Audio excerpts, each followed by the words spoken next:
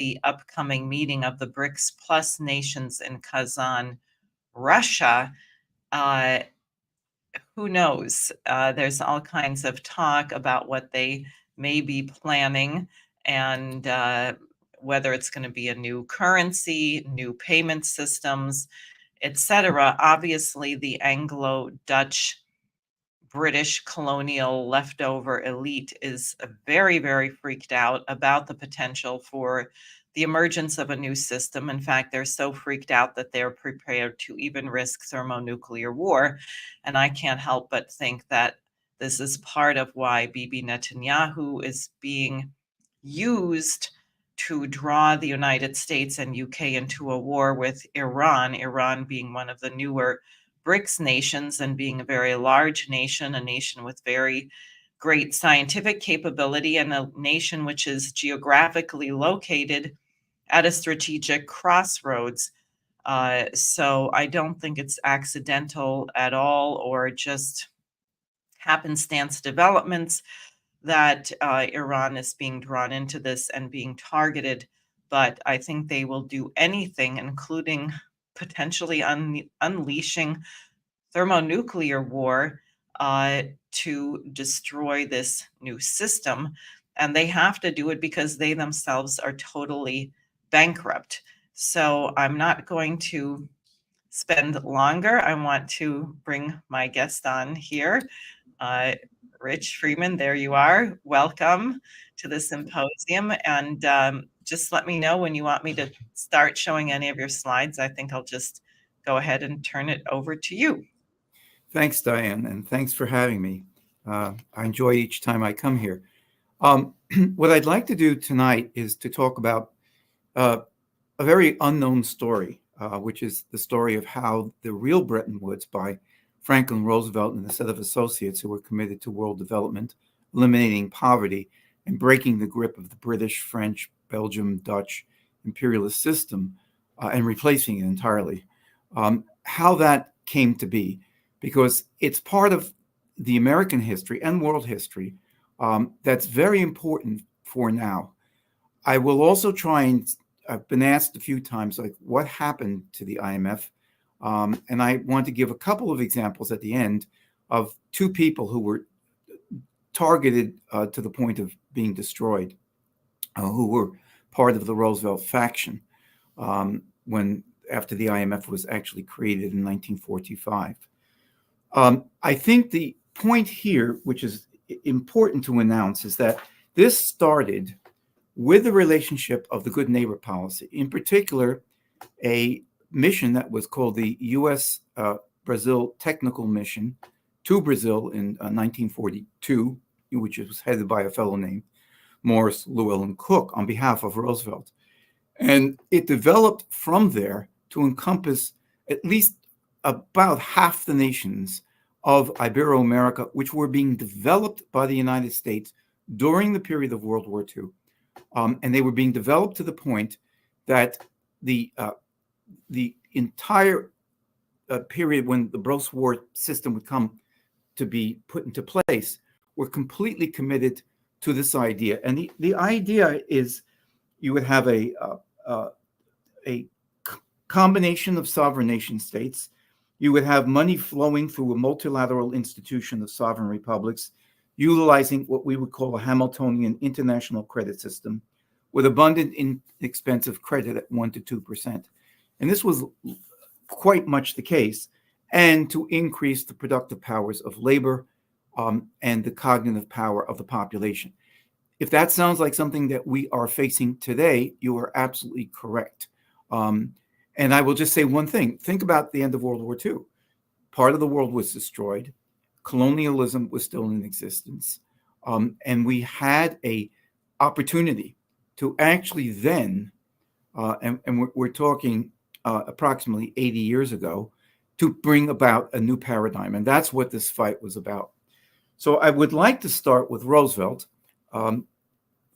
Roosevelt, who was born in New York, as people probably know, was governor of New York from 1928 through 1932, and who already was involved during his time in fighting for a totally different development system in the United States. We know that by the New Deal and so forth, which we won't cover tonight.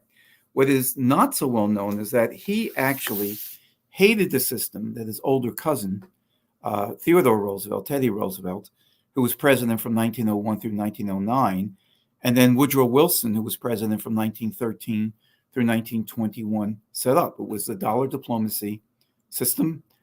It was based on collection of debt, mostly for other countries, not for the United States, but we became the debt enforcement agency for them. And it was based on the destruction of those countries, raiding their custom duties houses to grab the assets they had. Now, Roosevelt had had enough of this by 1928. Now, I will just say, by the way, that it's very important. People know Roosevelt had polio, but the critical feature was that Roosevelt used this time to do intensive study of both his family background. His great-great-grandfather, Isaac, was known as Isaac the Patriot because he was an ally of Alexander Hamilton. He was not only key with Hamilton in 1787 to get New York to pass the U.S. Constitution, 1787-88, when it was heavily Tory presence at the Constitutional Convention in Poughkeepsie. But he was also a second president of the Bank of New York, which was a bank that Hamilton himself had set up so that America could have credit institutions free of the British. So in 1928, Roosevelt wrote something for Foreign Affairs, July 1928 issue, and it's called Our Foreign Policy, A Democratic View. And it was a Republican who wrote a Republican view. Roosevelt's view was not necessarily the Democratic view, but it was certainly his own. And this is what he said. And if I could have the first slide just to show you Roosevelt, I think most people know what he looks like. Yeah, I would just say if people are interested, they can go to the September 6th, 2019 EIR, and you can also get this article called The Good Neighbor Policy in Brazil, Roosevelt's Bold Creation of the Anti-Entropic Bretton Woods System. Thank you. And the next one, please. And this is, of course, Roosevelt, and this is 1937. Next one, please. Now, this is what he writes in this article. He throws down the gauntlet. He said, quote, "We must admit that the outside world almost unanimously regards us with less goodwill today than at any previous period." And you could say that about the United States today also, because of the misleadership and under the control of the British and Wall Street. This is serious unless we take the deliberate position that the people of the United States owe nothing to the rest of mankind and care nothing for the opinions of others, so long as our seacoasts are impregnable and our pocketbooks are filled. An analysis of our own history disproves the accusation that this selfish spirit is the real American spirit. In the debates during the War of Revolution and in the long discussions immediately preceding the adoption of the Constitution, it was plain that careful thought was being given to every conceivable form of government in the hope that what the United States finally adopted might serve as a pattern for other peoples, especially in regard to the spirit that should govern the relations of one state with another. Next slide. The time has come when we must accept many new principles of a higher law, a new and better standard of international relations. We are exceedingly jealous of our own sovereignty, and it is only right that we should respect a similar feeling among other nations. The people of the other republics of the Western world are just as patriotic, just as proud of their sovereignty. Many of these nations are large, wealthy, and highly civilized. The peace, the security, the integrity, the independence of every one of the American republics is of interest to all others, not just the United States. We can point the way once more to the reducing of armaments. We can cooperate officially and wholeheartedly with every agency that studies and works to relieve the common ills of mankind. And we can for all time renounce the practice of arbitrary intervention in the home affairs of our neighbors. It is a spirit, sir, which matters. So this is a real, this is a voice which was not heard very much at all, Democrat, Republican, and so forth. But it rings true. It's the American voice. And if you think about it, what he said there is, again, very applicable to today, because he was saying, let us put together, as you'll see, a new financial and security architecture, as Helga Zepp-LaRouche is doing, as Diane Sater and Jose Vega, as the two independent candidates for federal office in New York, are saying. This is the spirit in which Bretton Woods was founded, because this was what he was thinking 4 years before he enters the presidency of the United States. Next, please. Now, this is a fellow by the name of Morris Llewellyn Cooke.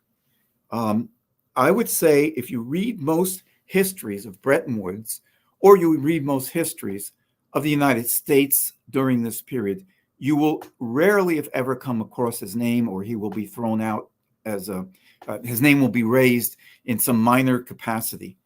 He was a brilliant engineer. He became the head of the Public Works Division of the city of Philadelphia during the 19-teens. He worked on the study of electricity, and he was very much trying to electrify the whole country. When Roosevelt became president in 1930, I think 4 or 5, Cooke headed a commission which brought nations all over, particularly Ibero-America and Europe, on how we could develop power systems for the world. That's what he was thinking about under Roosevelt's direction. This was what was really going on in the United States. So, and he was also a big campaigner to bring electricity to the rural areas, to the farm areas, every place you can think of, from West Virginia to the rural regions of New York to Oregon and so forth. So when the Rural Electrification Administration was created, the first person that Roosevelt thought of was Cooke, and he appointed Cooke to be the head of that administration, which Cooke then did. When Cooke was 70, and there was other people, there was a team of people, some of whom you may have heard their names of, like Harry Dexter White, who became a major figure in the Treasury Department, some of whom people in the United States may never have heard the name of.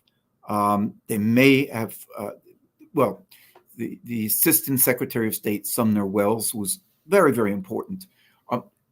That's why I said at the beginning, this is a forgotten but suppressed history, because you get people like Rux Tugwell and others who were thrown out, who played a secondary, sometimes useful role. But the key people were not stars. This was not a cabinet of stars. This was a cabinet of a team of people who had deep commitment. So when Cooke was 70, Roosevelt says to him, okay, here's what we're going to do. I'm going to make you the head of a commission to Brazil. And most people wouldn't have done it. Well, I shouldn't say that. Some would, some wouldn't. Cooke did it. And what it was called the U.S.-Brazil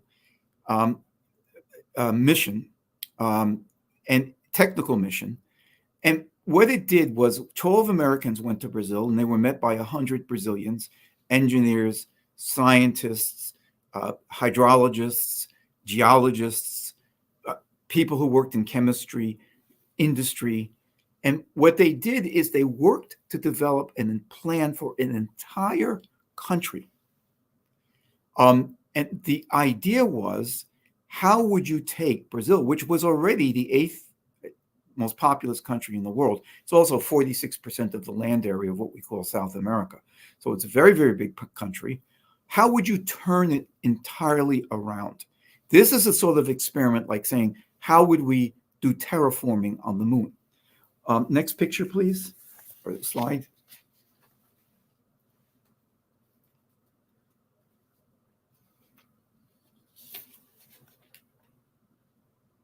I don't see it. It's the Chickamauga hydroelectric dam.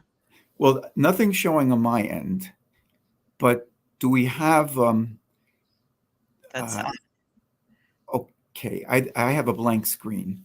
Maybe it was just a button that was hit wrong, or let me just try this. Whoops, now I'm out of the system. Yes.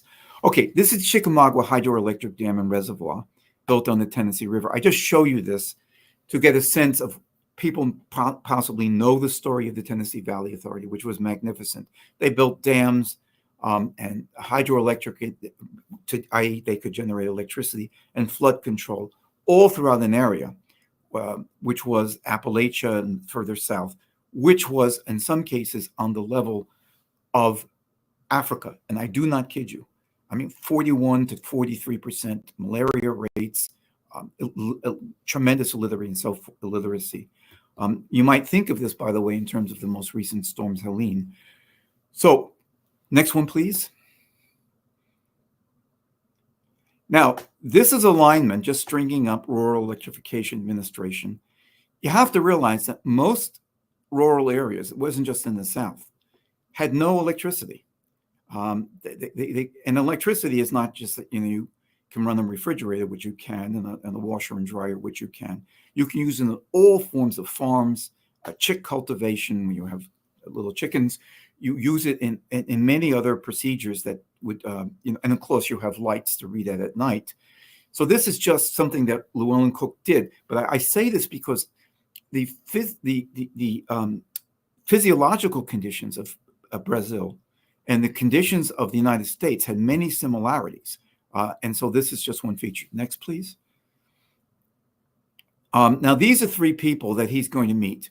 Getulio Vargas was the president of Brazil, and he thought very much like Roosevelt. These are three people who we should know, but understandable if you don't know them.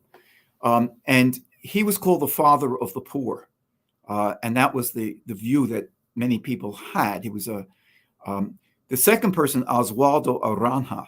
He was a Brazilian foreign minister. And the third person is the coordinator of economic mobilization.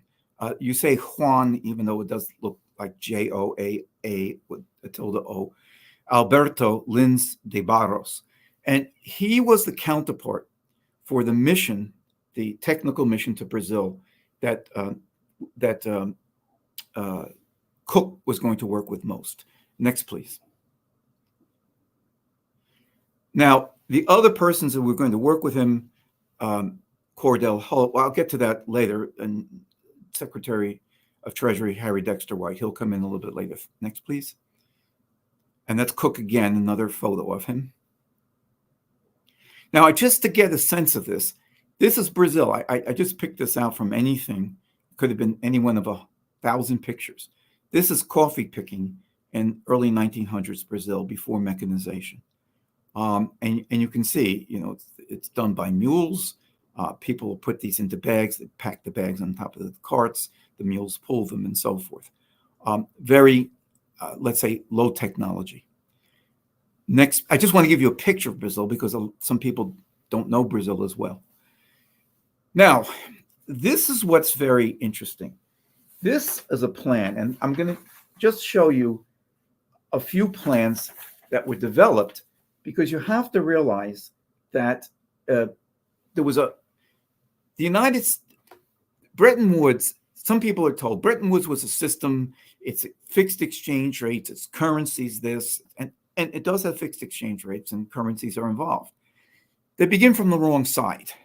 It's like trying to figure out, what a horse is about by looking at its rear end. You begin from the physical economy. That's how Bretton Woods was developed. And there's tons of books that go the other way, like Sterling Darlow Diplomacy by this guy, Richard Gardner, who was part of the Trilateral Commission, who was also the person who took charge of Anthony Blinken when Blinken went to Columbia University. But what the United States was doing was the opposite. And this is the right way. And this is the way the BRICS is being developed today. What do you need to develop? What's the physical side?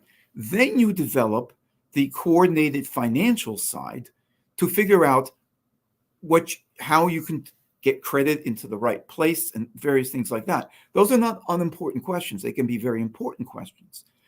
So let me just go through. This was drafted by Henry Dexter White, and he was the director of monetary research, and then he became the assistant secretary of Treasury. He wrote a good part of the Bretton Woods system for the United States. You can get his drafts as a place in Princeton University where they keep his library, and you can just read his successive drafts. And what the argument I'm going to make is that those drafts come directly out of what the United States was doing in Ibero-America. The United States decided, and this goes back to the 1890s when Blaine was trying to develop a whole system of development of the North, all of what you call North America, but Ibero-America, the United States. And he had a fantastic conference, which was to integrate. And some people may have seen and may not have seen, he had an entire rail system plotted out from north to south that would have been developed and things like this. So this is by Henry Dexter White, and this is a memorandum, and it was issued in September 19th, 1939, and it's called Specific Proposals for Immediate United States-Brazil Cooperation. It's an integrated plan to develop Brazil. So he has different parts. I want to focus on this part. This is what he writes, and get a sense of what the United States was trying to do. We were not thinking small, unlike today, where we barely can think. We were thinking, well, let's just look at it. On the basis of information available, there seems to be great potentiality for development of long-term projects on the following basis. So this is Harry Dexter White writing to Secretary of Treasury, Henry Morgenthau, who was going to then pass it on to Franklin Delano Roosevelt, and then circulate it. 1, United States to finance Brazil's purchase of machinery, materials, technical skills in the United States. So we're going to do the financing. C, ultimate control of economic enterprises to rest in the hands of the Brazilian government or Brazilian nationals. Very important. We were not going to control them. This was to develop their sovereignty. Next section, transportation system, construction of new strategic lines in Brazil. The construction of a 1,500-mile railroad, north and south, through the interior of Brazil, which would open up the resources of the vast Brazilian plain. 2, construction of a railroad to bring the valuable iron ore deposits of Itabera, which is in the Sao Paulo region. Down to the waterfront. 3, the construction of a railroad to connect Brazil with Bolivia. Now, remember, there's an inter-American canal that's being discussed with Brazil and Bolivia, also potentially Peru. It depends what route they take. 4, raising of capital by the Brazilian government to purchase the British-owned railroad line. The reason that's important is the British had railroad facilities, mostly to loot the country, and they let them go to rot. So the idea was get the British out of Brazil, go in there, purchase up their assets so we can get something that's working. 5, a long-term program for the construction of highways in coordination with the railroad system. Again, this is all a memo from the United States Treasury when we used to think like a nation, which has been a long time. The construction of a merchant marine for coastwise and river traffic and improvement of river transportation through the interior. The development of Brazil's water power resources. Brazil at the present time imports a large amount of coal from England to produce the necessary electric power. No serious attempt has yet been made to harness the Brazilian waterways for the purpose of developing power resources. And then the development of an iron and steel industry in Brazil and the development of complementary agricultural production. Iron and steel, electric power, which is what this point was on the waterways, the agricultural production, railroads, waterways. This is what the United States was proposing to Brazil and what Roosevelt proposed at Bretton Woods. And don't let anybody give you some nonsense about currency this and so forth. This was the heart of the idea because we were doing it. Next slide, please. Okay. Now, I'm just going to go through a few things that this technical mission talked about, and then you can see Brazil has huge water power. And Morris Llewellyn Cooke said, why not shift to water power? And so this is the Paulo Afonso hydroelectric complex in Bahia. Just to give you a sense of a dam that was built, the United States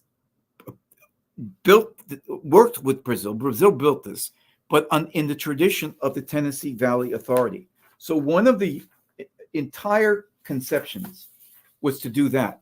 But there were bigger, this is part of a bigger project. Next one, please. Oh, next one, please. Oh, okay. Let's see, one more. Okay. We'll go back to the one I had, the Paulo Afonso hydroelectric. Now, what this was a place called Sao Francisco Valley.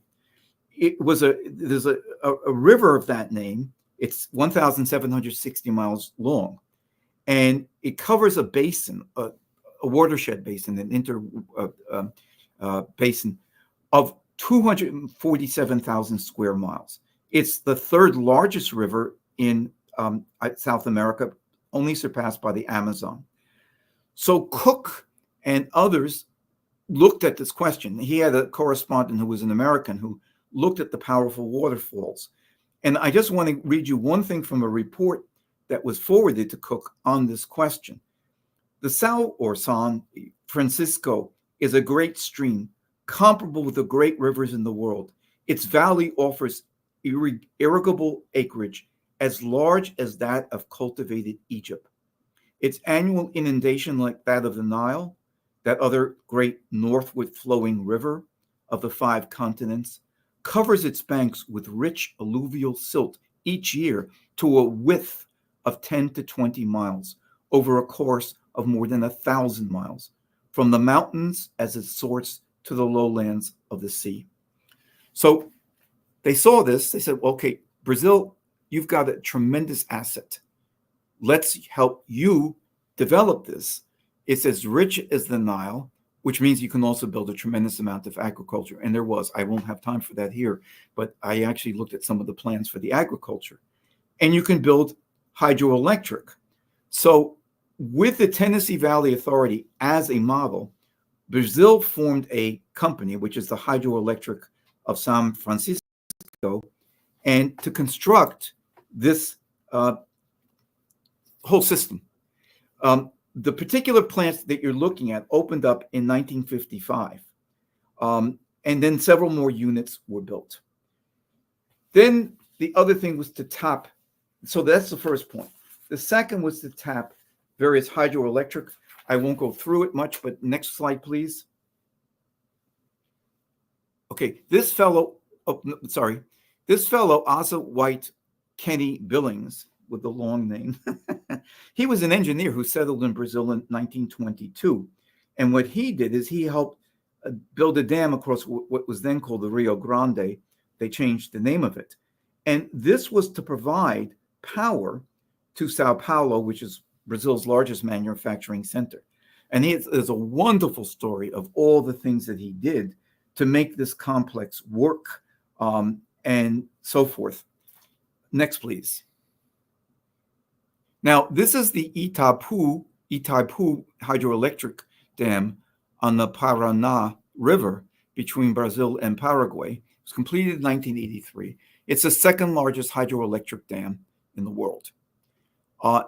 Today, and this was built by Brazilians and Peruvians, but Paraguayans. Sorry, I said Peru, I was wrong, Paraguay. But what it is, it's the continuation of all the projects that I just mentioned. So that today, Brazil has over 70% of all its power from hydropower, though they're starting to look into nuclear. Next, please.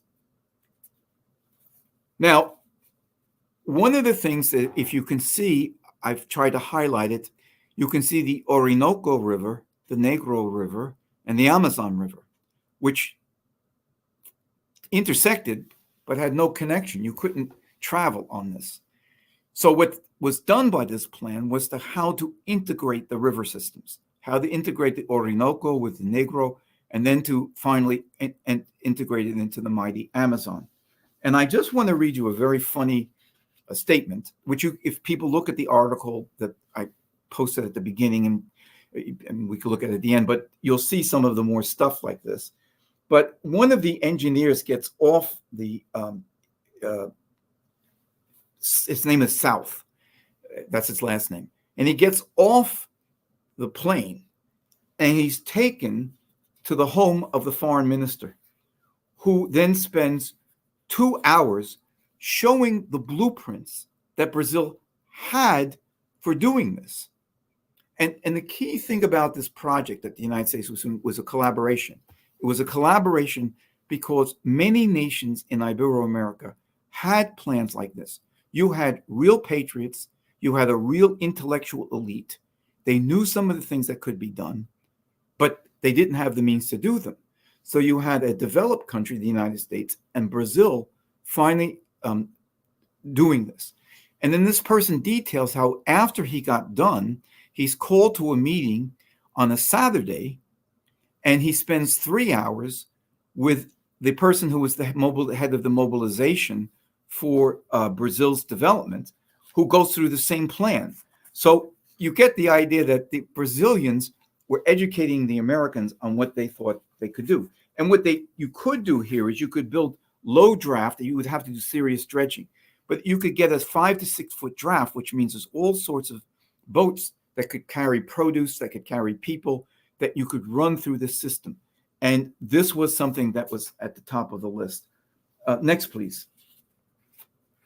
Now, this is what's called the Volta Redonda steel complex. And this, Brazil formed it's called, the word is company, and then it's, that stands for both coal, steel, and iron national system. And the way that they conceived of this was a totally revolutionary plan. President Vargas made a decree that this would be done in 1941. And this is situated on the Paraíba River, 90 miles from Rio de Janeiro and 200 miles from Sao Paulo. Brazil didn't have the money to do this. So what Roosevelt did is he said, okay, he had a series of meetings with Jesse Jones, who was the head of the Reconstruction Finance Corporation. Through legislation, the Export-Import Bank of the United States was set up a little bit earlier, so it wasn't just set up for Brazil. And out of the $65 million that Brazil needed to build this plant, the United States Export-Import Bank lent $45 million. So roughly a little bit more than 2/3 of all the money came from the United States. And this was at a time people could have said, well, why are we lending money all over the world? We America first. But Roosevelt didn't think that way, nor did most of the people of the United States necessarily. This became, it was not completed until 1945-46. It had 500,000 tons. By 1952, it produced 1 million tons of steel, making it the second largest steel plant on the entire Western Hemisphere after the United States. And next, please. Okay. This is Roosevelt. He first met Vargas in 1936. This was the first visit of an American president to Brazil ever. Now, what I want to do is just read you a quote I don't have there. But Brazil had, next, please.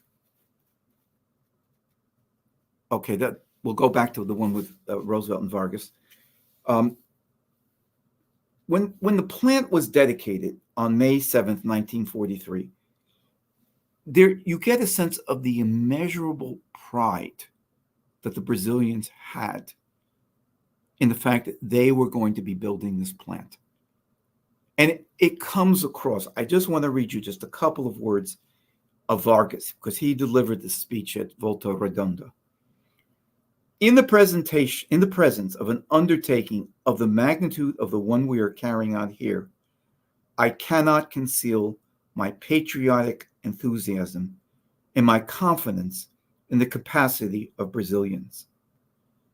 The meaning of this picture to us is that our eyes behold the final milestone in the economic emancipation of our country.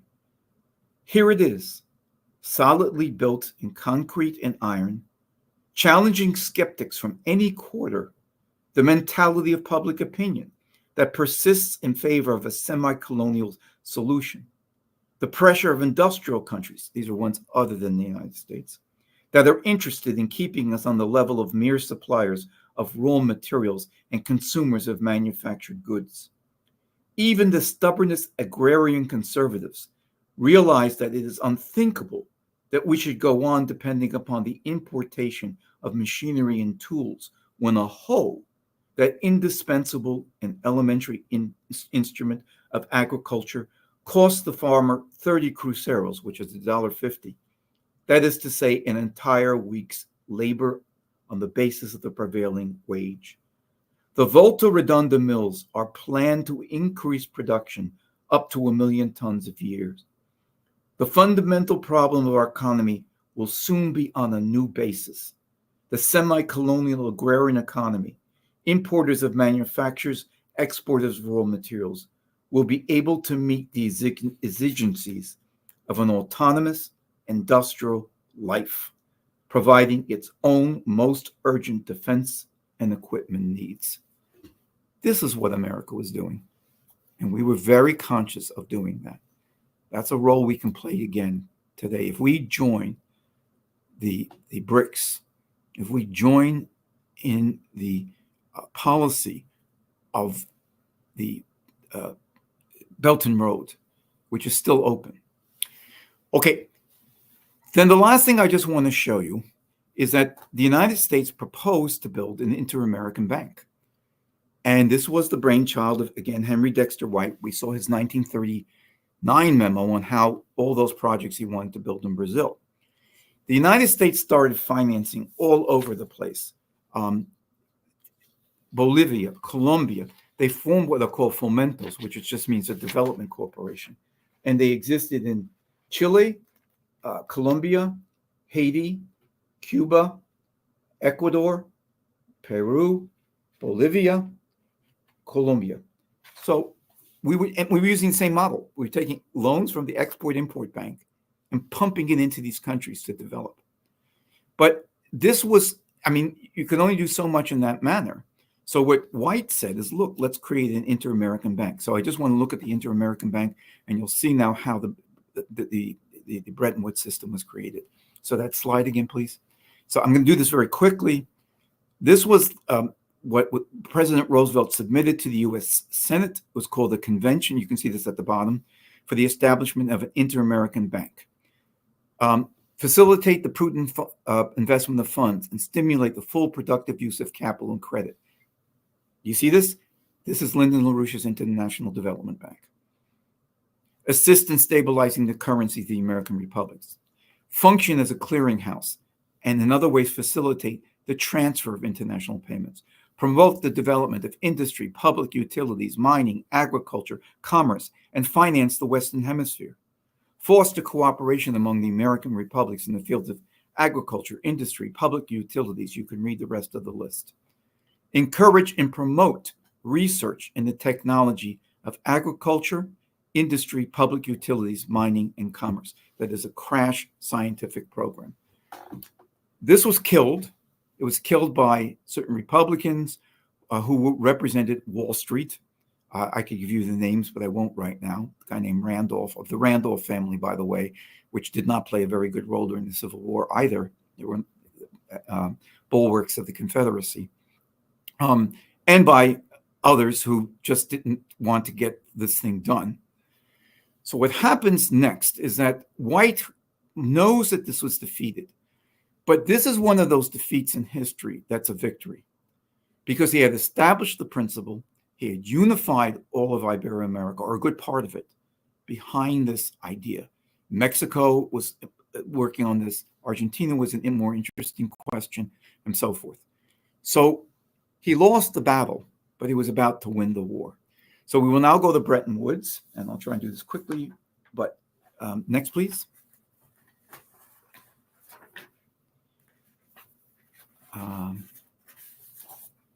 Okay, I just want to show you.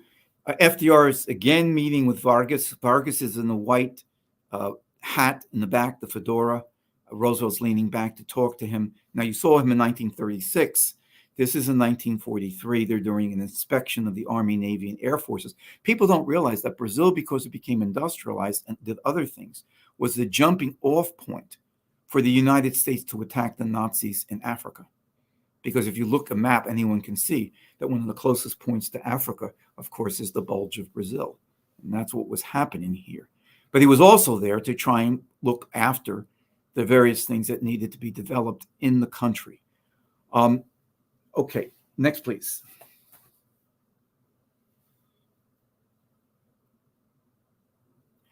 We can skip this one. Okay, so now we're at Bretton Woods. So this is important. I'm not going to go through the whole of Bretton Woods, but I think I've set the basis for everyone to see the progression of this process.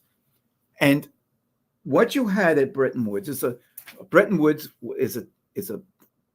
place in New Hampshire. There's the famous old Bretton Woods Hotel where many people went.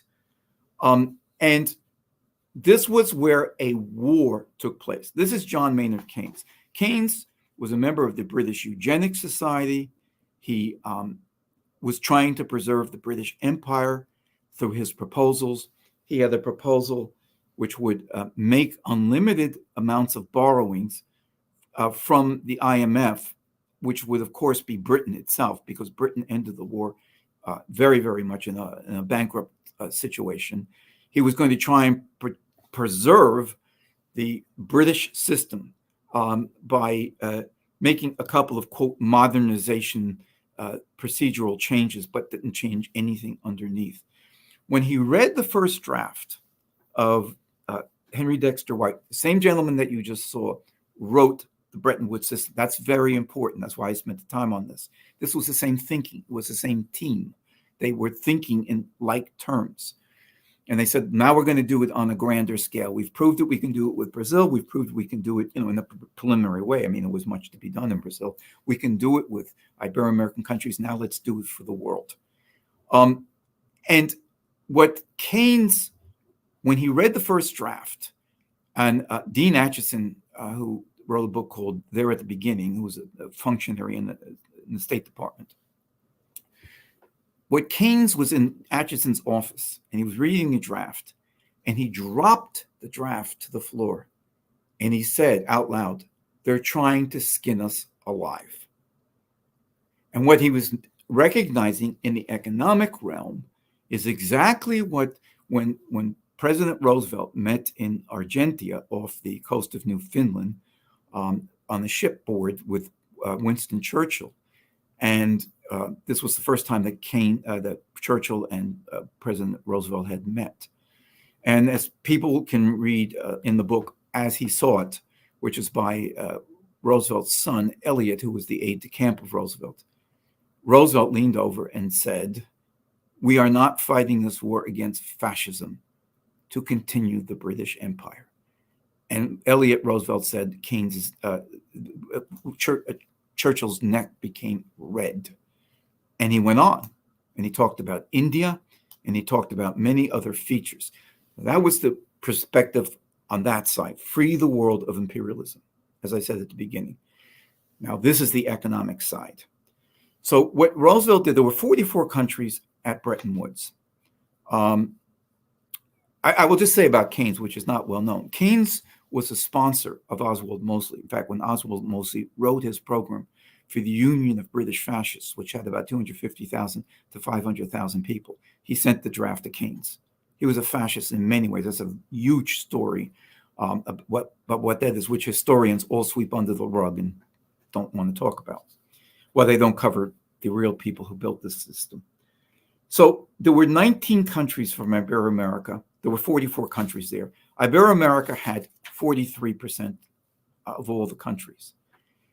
Keynes accused the United States of stacking the conference. He's absolutely right. The United States did stack the conference. Keynes got so upset that this is what he wrote. And this is in 1944, it's in his collected writings. 21 countries have been invited to Bretton Woods, which clearly have nothing to contribute and will merely encumber ground, namely Colombia, Costa Rica, Dominica, El Salvador, almost every Ibero-American country. And then this is what he adds: the most monstrous monkey house assembled for years. That's his racism coming out. Now, the last thing I want to do is just show you one or two features of Bretton Woods. So the next, please. So this was the Bretton Woods Agreement, and it was sent to Congress in June of 1945, and you can see the dates where hearings were held. I want to introduce something I have not introduced before, and I'll just reference it here. The United States consciously, deliberately, was going to develop Russia and China. And I'll say that after the next quotes. Next, please. Now, this is the agreement for the World Bank. It was called the International Bank for Reconstruction. Think Europe, Japan, which were destroyed, and development. Think the developing sector. Look at the language which was originally in the World Bank and IMF. And I know Robert Kennedy Jr. has raised the issue of building perhaps a new Bretton Woods system. I think we will build a system based on the BRICS and other things of that. It doesn't have to have the name of Bretton Woods, but it will have these conceptions. But he said in it, and some of it is good at what he said, but he said in it, we don't want a system that's run by the British, good, and the American elite. So there's a confusion there, but you can always correct confusions. But let's see what this was run by the American elites. This was what the Americans wrote, which Keynes fulminated against, but he couldn't stop them. The purposes of the International Bank for Reconstruction and Development, and you, the listener, you decide whether this was retrograde American imperialism or was some of the most advanced ideas that were ever enunciated. The bank was, point one under its purposes, to assist in the reconstruction and development of territories of members by facilitating the investment of capital for productive purposes, including the restoration of economies destroyed or disrupted by war, the reconversion of productive facilities to peacetime needs. That was the United States. The plan was to take the war industry, which had been reconverted from the civilian industry, and now produce one of the most advanced civilian industries that ever developed, which included machine tools and capital goods and technology packages as a whole, which would be sent to the developing world. That's the second point. And the encouragement of the development of productive facilities and resources in less developed countries.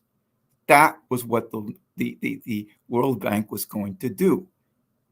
And then it says in section 3, just to give you a feel for this, in the Articles of Agreement, it calls for taking actions in particularly less developed countries, quote, by encouraging international investment of the productive resources of members, thereby assisting in raising their productivity, the standard of living, and the conditions of labor.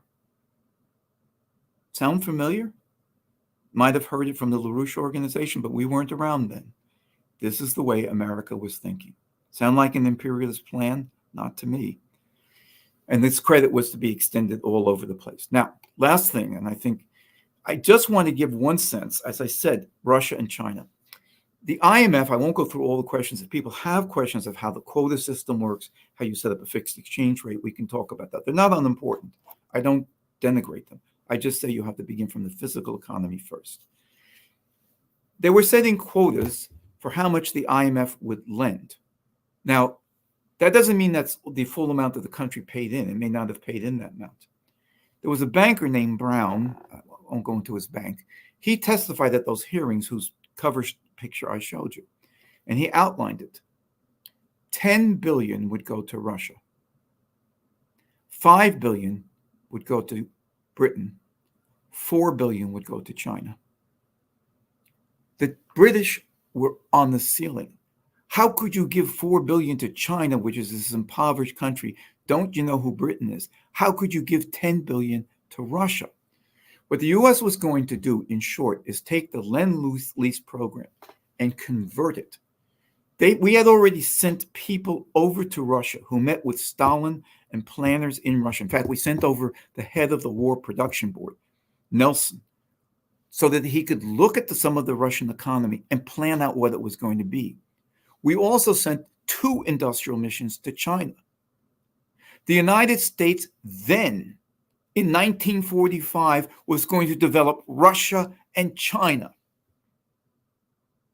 And furthermore, the way Roosevelt set up the UN, which was his conception, the UN, United Nations, was the name for the Allied forces. They sometimes call them the Allies and sometimes the United Nations. So Roosevelt sketched on some paper that he was going to create a United Nations. It was going to have 4 people on the National Security Council: the United States, Russia, China, and Britain.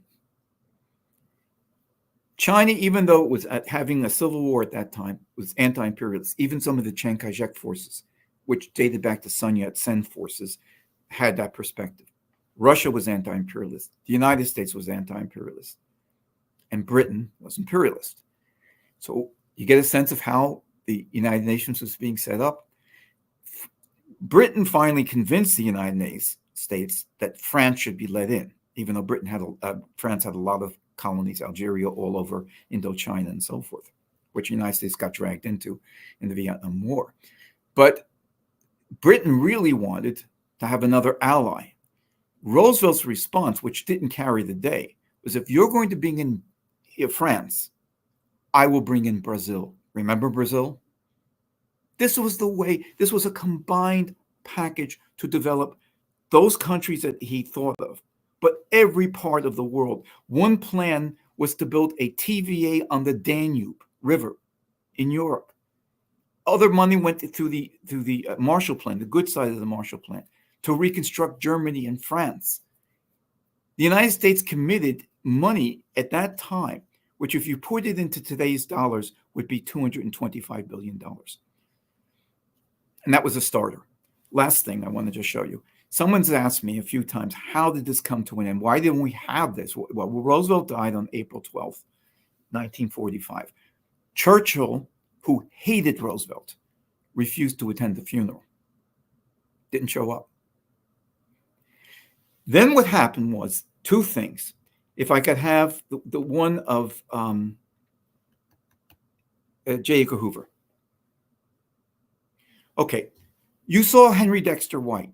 You heard his proposals for the physical development of Brazil, railroads, ports, railroads, so forth. You heard his proposal for Inter-American Development Bank of Brazil. You then read some of his language just now on what went into the World Bank. He was supposed to become the head of the International Monetary Fund. J. Edgar Hoover delivered a file to Truman, which said that White was his fellow traveler and a communist. And Alger Hiss and Whittaker Chambers, those names may not mean anything to you, but if some people remember the witch hunts of the McCarthy period, testified that Dexter White was in various cells which were pro-Russian. He might have even been working on the Russians on their side. I mean, he was trying to we were trying to defeat the Nazis. Truman worked on Hoover's behalf. So Dexter White was at the IMF, didn't become the head of it, became the American director for it. And then Dexter White was called before a committee of the Congress, which were raving, snarling, we're going to get the commies. His health condition wasn't great. This was in 1947. 2 days later, one day later, he had a heart attack. He thought he would recover by going to a place that he had, which was more relaxing. And 3 days later, he died of a heart attack. This was murder by J. Edgar Hoover. So that's one way. That's why the IMF did not continue in the terms. Even with Roosevelt dead, there were people who wanted to do that. Next picture. The John J. McCloy picture, and then I'll just end with Lynn. John J. McCloy was called at the time in the 1950s and 60s. People may not know this, but He was called the father of the Anglo-American, or the American establishment. For example, from 1953 to 60, he was the chairman of Chase Manhattan Bank, and so forth. He was brought in 1947 to take over the World Bank.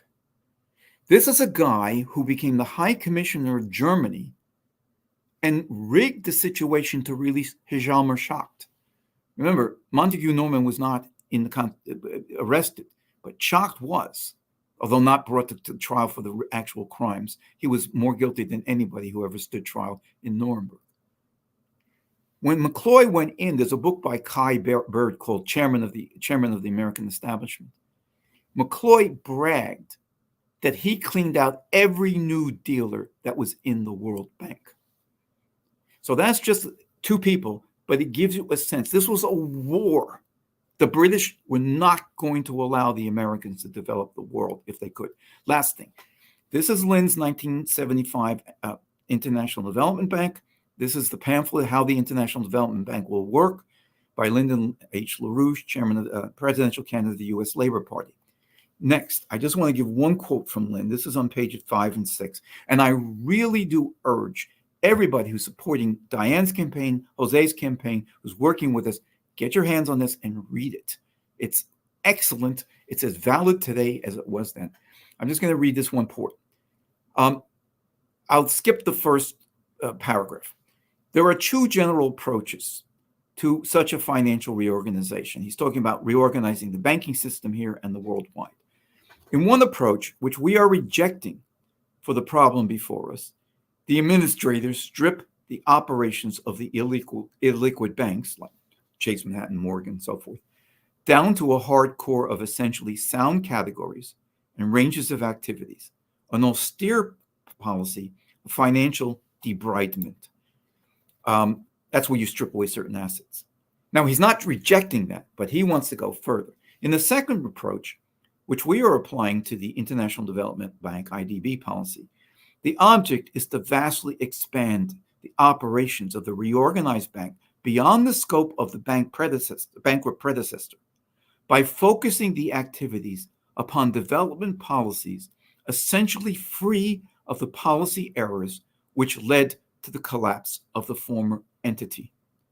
The second approach is analogous to the case of the bankrupt manufacturing firm, which is successfully reorganized for expanded operations by introducing a superior set of products to its existing productive capacities. Our core policy is this: the worldwide material preconditions from agriculture, mining, and manufacturing production are essentially sound. It is only the debt-ridden financial superstructure, next please, which prevents those potentialities from being realized in the form of rapidly expanded levels of output at progressively reduced net social costs of production per unit of output. This is potential relative population density. In short, we reject the zero growth and limits of growth chimeras as dangerously disorienting. To this end, we have already identified, in consultation with some of the world's leading professionals and relevant governmental agencies, several major specific development projects which can readily, over a 5 to 10 year period of development, yield a massive increase in the output and social productivity of world agriculture, and thereupon premise the infrastructure basis for massive industrial development.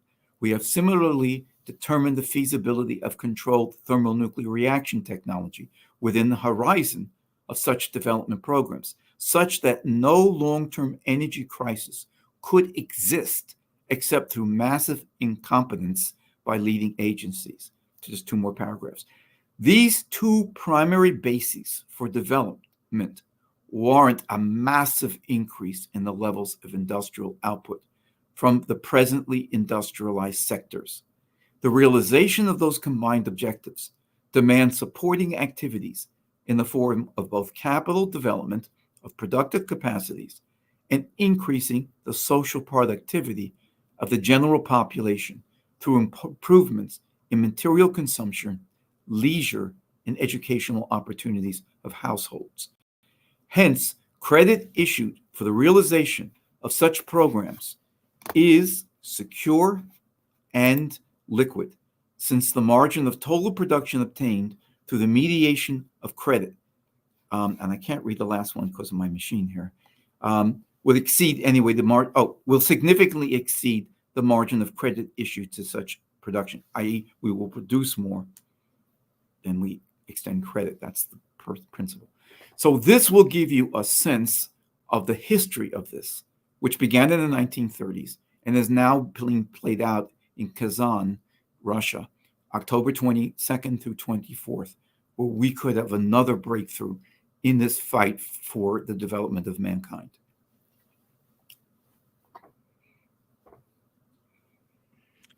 Great. Thank you. I have to say the discussion about purging various people makes me think a lot of the censorship today that's going on. Do you have thoughts on that? Oh, absolutely. I mean, look, after the war, let me just say why people don't know some of this stuff, because the books, there were two factions that formed.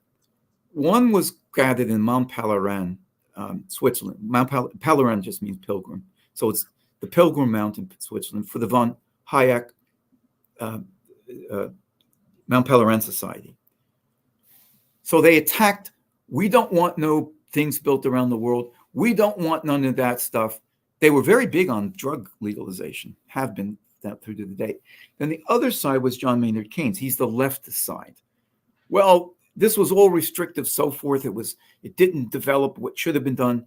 So that what happened, Diane, is you had a left-right attack. So what was the American contribution, and you could see that this was just not America, it was Brazil. All these countries were thinking about these things for 150 years. It wasn't like, it was a huge collaboration of sovereign countries. This got drowned out. But when that was not enough, because many people thought, people may not know this, but newspapers were writing about the British during the war, towards the end of the war in 1946 and 47. They were attacking the British. America should not give in to the British. America should develop this part of the world. The world should be. This was our thinking. As Lynn said, people came back from the war. They had, if they were alive, they had seen a friend, soldiers that they worked with, sailors, whatever, die. They had purged the world, well, not fully, but of Nazism. And they wanted to build something. They wanted to roll up their sleeves. And so what you're saying is absolutely true. I mean, this McCarthyism was Churchillism. Churchill made a huge turn and infected the United States. And in fact, the whole Cold War is completely false. It wasn't that the Russians were taking over Europe. It was that Churchill realized that most of his troops during World War II, as anyone could look at, were deployed to defend Singapore, to defend the Middle East. So Russia was liberating countries and marched into Europe to liberate them. They were the ones who opened up Auschwitz and Buchenwald. So it was, we have to change and tell the biggest lie we possibly can. We must attack Russia and so on. So the point is, I won't go into the particulars, but you're absolutely correct. This was a pregnant moment. And I mean, they drove Harry Dexter White to his death. I don't think Sorry, that go ahead. people don't appreciate how important these questions of policy actually are. I mean, they do, on the one hand, they get why presidents are assassinated, or we had an attempt against a candidate for president here and the attempt on Donald Trump back in July, which no one even talks about anymore. But it's not just a personality question. It is literally to determine where nations are going to be decades and centuries down the road. And I think it also really underscores the importance of an individual in history. I mean, you look at what the Israelis have been doing, right? These targeted assassinations, or we saw the assassinations of Alfred Herrhausen after the Berlin Wall came down. Yes, from a group that didn't even, most people don't think even existed, the third edition of the Baader-Meinhof gang, which was basically intelligence people. Yes, yes, yes. I mean, I think one way of looking at this is the following. I mean, I just want to say one thing about Israel since you raised it. I mean, what the Israelis have demonstrated to the world, and I don't know whether they fully recognize it or not, is they're very good at killing people and assassinating people and showing pictures of them 30 seconds before they meet their death. If you think that that's a sign of potency, that shows a real capability, you are so mentally off. It's uh, it's frightening.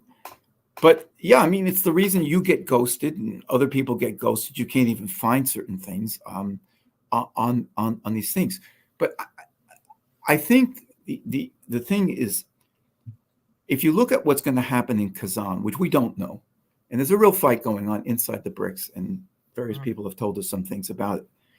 But Helga was today at the International Peace Coalition was fairly confident. And I think she said either today or she said yesterday in some other interview, look, we've got Russia and China, and they are responsible. And I think you could put wise. in. They have What? They have leaders who are wise, who are senior statesmen, unlike the mental midgets. I don't think she was finding the word, she said dwarfs, but mental midgets of the Western nations. And I think that, this Przeshkian, who's the new president of Iran, Russia, China, and Iran don't have any choice. They can't keep going. They're doing fantastic stuff. They've got to build a new arrangement. We had something in the briefing by this Paolo Nogueira Batista. I hope I didn't destroy his name, who used to be at the IMF for the Brazil, but he represents a good side of things. He represents something very good. And Dennis Small was telling us his father was very good too.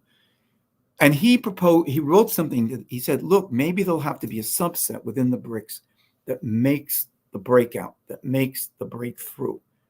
But once we do that, it's going to be very hard to hold the thing back. You're going to have some form of a new system. And that's why you deploy wars. Yes, they have, we will destroy Russia. That's something that goes back hundreds of years, literally. And Churchill was proposing this in April of 1945. The Second World War wasn't over. He was proposing the Third World War, and he had a whole plan being drawn up in secret. But it does come down to what you're saying. It's ideas. There's nothing that the West can offer that can compare with being invited to be on a space station, the new space station, or have Russia's Rosatom build a nuclear power plant, or have China build a high-speed rail. But it's also the freedom of the mind that people will have, that they're entering a new world, and people sense that. And the arranging thing on this is the more we follow our insane Anglo-American financier policies, the further we get behind. And the more enraged our leadership, the leadership, Kamala Harris and Trump. You mean Dick Cheney? I'm not even saying her name. It's Dick Cheney. It's just Dick Cheney with a Halloween costume on the front of it.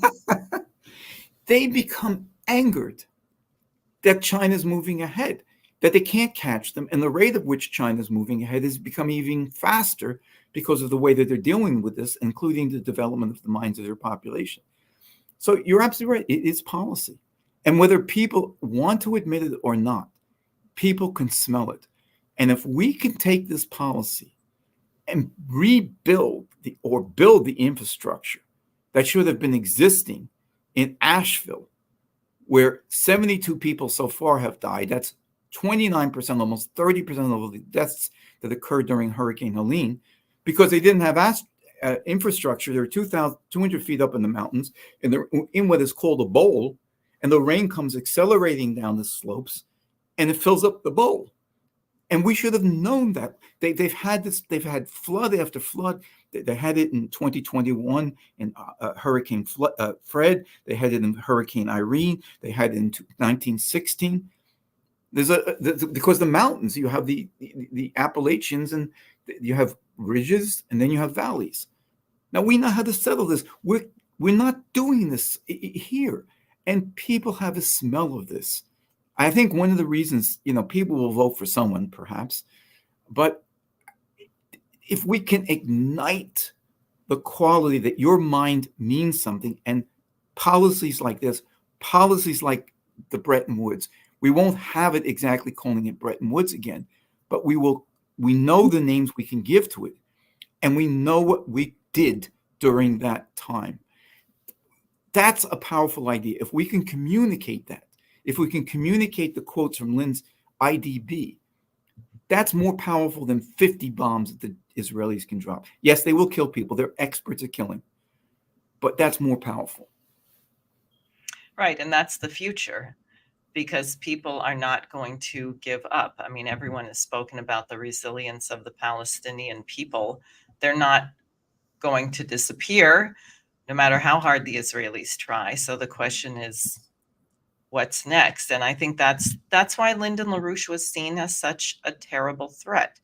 And I remember in the 90s organizing and people saying, yeah, but he wasn't that important. Yeah, he only got 0.1% of the vote. Or why do you think, not understanding? And you see it now. And I think the Russian economist Glaziev said it, the nations which are succeeding have, in a sense, have a memory of Lynn's work. He and Helga going to India, going to Eastern Europe, meeting with President Portillo of Mexico.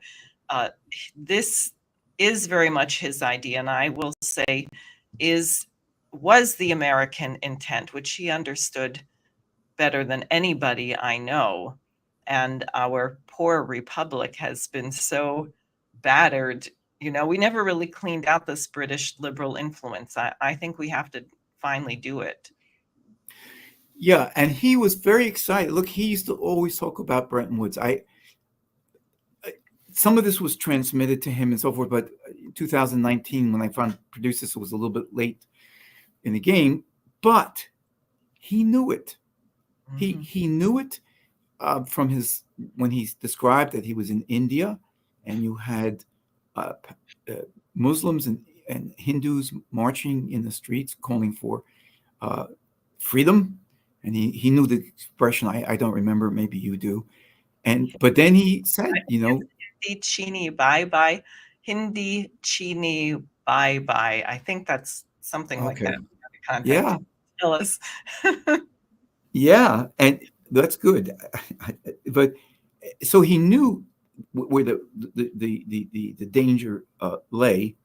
But I just want to say, look, think about this, and this is what you've been saying in your campaign, and so forth, and Helga's been saying, and I just want to say, I'm sure you'll say it too, but people should really be getting 5, 6, 7 tickets for October 26th, because this is going to be addressed at the highest level in New York at this magnificent concert and discussion process.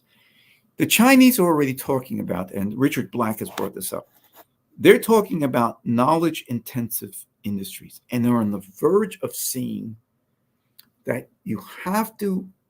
They've known this. They're leading in so many features. One of the 5 principles they have for space is to discover what the principles of space are, which is what Lynn used to always talk about. How is space organized? He used to talk about folds in the space, creating solid objects. He was fascinated by this stuff. You have to get up into space to do some of that work. But they're talking about a science-intensive process.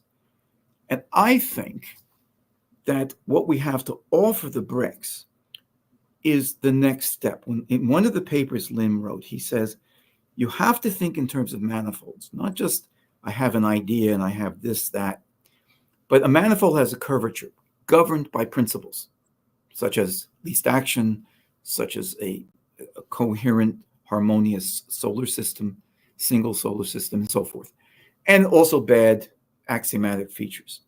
But those manifolds can change, and we change them.